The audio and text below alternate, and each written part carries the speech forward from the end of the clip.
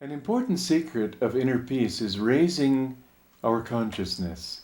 It's an interesting thing, a fact of human nature, that we actually do feel better when we raise our consciousness and worse when we lower it. In all the scriptures that I know of, heaven is described as being up above and hell as being down below. And people think that means something literal. Then we discover the world is round and we say, well, it's what's up for us is down for the people in Australia. And in fact, in a cosmic sense, you really can't tell what's up or down. You don't really know if you're coming or going, you might say. But it is a fact, and this is what the scriptures were really referring to, not to objective nature, but to human nature, that we are so made that when the energy in our body rises toward the brain, then we feel in harmony, we feel in peace. When it lowers, we even use words like I feel low, I feel heavy, I feel downcast. It's a physiological fact. It's not something that you have if you believe in it and don't if you don't. It's not something that Buddhists have and Christians don't. It's something that's universal, whether you're an atheist or whatever religion you belong to. This is as real as the fact that you see with your eyes and hear with your ears and think with your brain. Now, I've talked of meditation, and here's something that you can add to that as a means of attaining inner peace. I said to concentrate here at the point between the eyebrows. One thing that would help you to bring your concentration there is to raise your energy deliberately. Now, there are several things that you can do to bring that to pass. One is deep, slow breathing.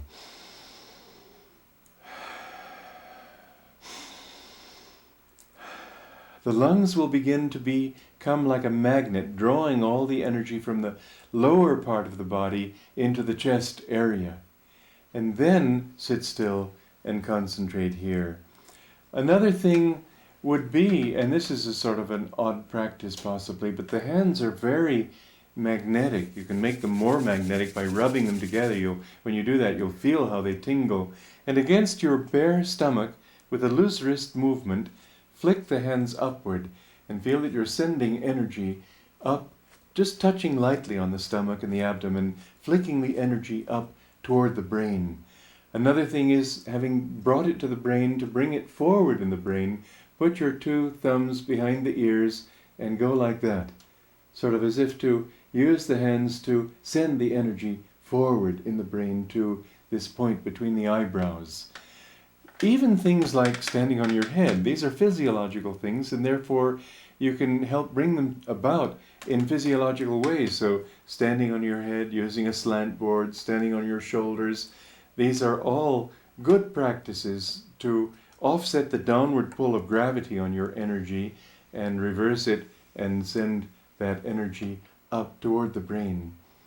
One thing that you will find is the quality of your thoughts very much influences the direction of your energy. If you think unkind thoughts toward people, if you think harsh thoughts about people, if you are unhappy for any reason, you will find that the energy automatically goes downward. You can't do anything about it. That's the direction of energy that accompanies that kind of thought. Whereas if, on the other hand, you have kind thoughts toward people, happy thoughts, if you can learn to be contented in yourself, this is something we need to practice deliberately. Contentment, it's a great virtue. Just be contented.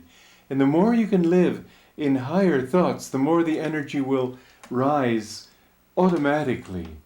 And so, try. There are, as I said, breathing exercises, but this isn't the place. In my course in meditation, I go into some of those, but this isn't the place for going into it in depth. I won't have the time, and it's not the...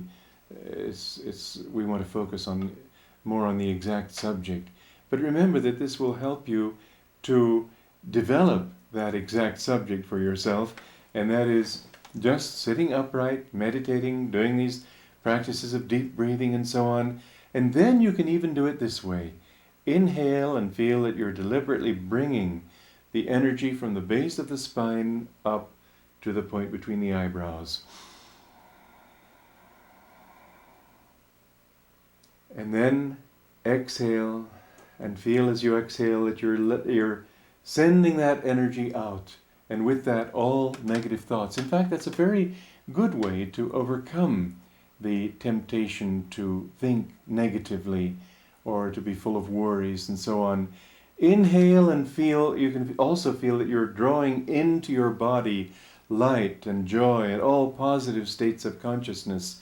Or, well, that's one way. And then when you exhale, feel that you're exhaling them, giving them back to the infinite and therefore expanding your consciousness.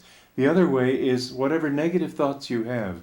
You may be feeling jealous or angry or upset for any reason at all. Try to, first of all, sit still, sit upright, and then feel that you're drawing all those negative thoughts upward and burning them up as if in a great fire at this point between the eyebrows. And then when you exhale, feel that you're just exhaling the smoke of those negative thoughts into the infinite, banishing them from your body. So inhale slowly.